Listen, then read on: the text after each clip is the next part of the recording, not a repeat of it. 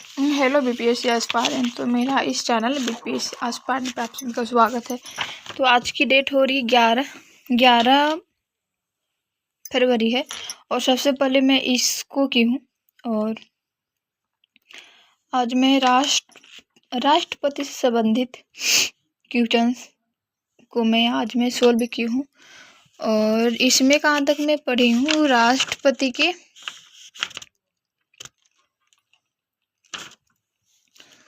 क्या बोलते हैं, शक्तियाँ। हाँ, राष्ट्रपति की B2 शक्तियाँ तक, मतलब यहाँ तक मैं आज पढ़ी हूँ। और आगे मैं अभी बायो पढ़ूंगी। इसके बाद मुझे बायो पढ़ना है। और बायो का सबसे अंदर है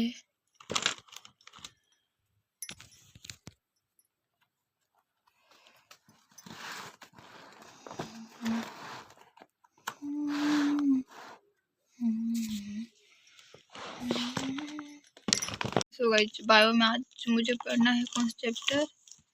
तो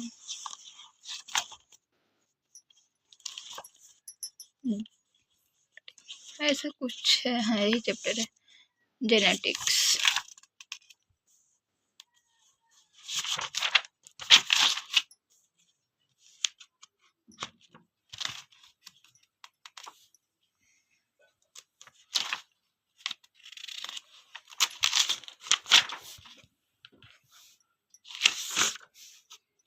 चौदह चैप्टर है, किधर है?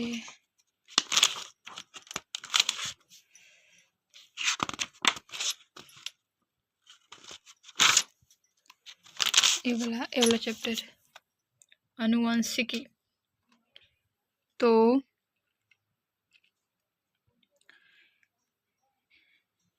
गुणसूत्र इसमें पढ़ना है। तो मनुष्य में कितने जोड़े गुणसूत्र पाए जाते हैं, मुझे कमेंट बॉक्स में कमेंट कीजिएगा।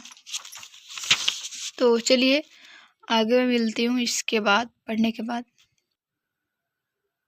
सो गाइज, अभी मैं पढ़ी बायो में न्यूक्लिक अम्ल। और न्यूक्लिक अम्ल में पढ़ना था न्यूक्लिक अम्ल के प्रकार। और न्यूक्लिक अम्ल दो प्रकार के होते हैं, RNA DNA। और DNA और RNA के कारक पढ़े। और उसके बाद आज हाँ, जीन पढ़ने के लिए बाकी रह गया, तो जीन अगली क्लास में होगा। और इसमें डबल हेलिक्स सर बता रहे थे, तो यहाँ पे थोड़ा सा स्पेस खाली था, तो मैं यहाँ पे ना नोट कर ली। एडमिन कितना बंधन बनाते हैं, तो 2 साइटोसिन कितना बंधन बनाते हैं, इनका व्यास कितना, हेलिक्स का व्यास कितना है, लंबाई कितना है, ये सारे मैं यहाँ पे नोट कर ली। ऐसे मैं नोट कर लेती हूँ। तो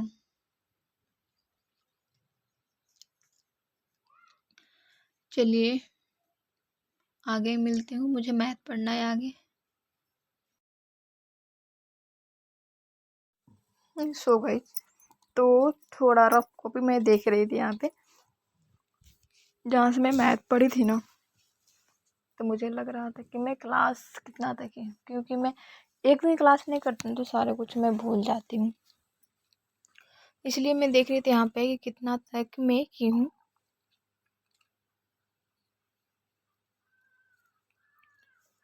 तो मैं लेक्चर 4 तक मैं की थी।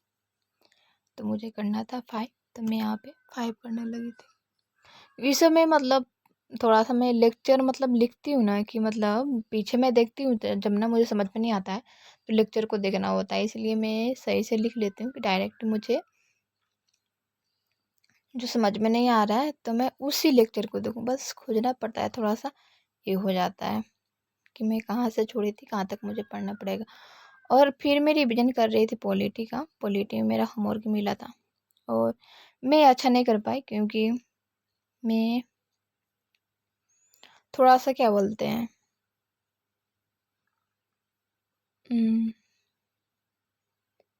मेरी स्टडी में थोड़ी सा मतलब क्या बोलते हैं कंटिन्यूटी थोड़ा सा हट गया था, बस थोड़ी सा। मैं क्लास कर लेती थी बट रिवीजन नहीं की थी। और होमवर्क जो मिला था ना, पॉलिटी का मिला था, पॉलिटी में चैप्टर 1 था। और करेंट में मिला था, करंट अफेयर्स में 8वें वेतन आयोग, 8वें वेतन। और फिर मिला था, हाँ, PYQ में मिला था, क्वेश्चंस बैंक मिला था, मतलब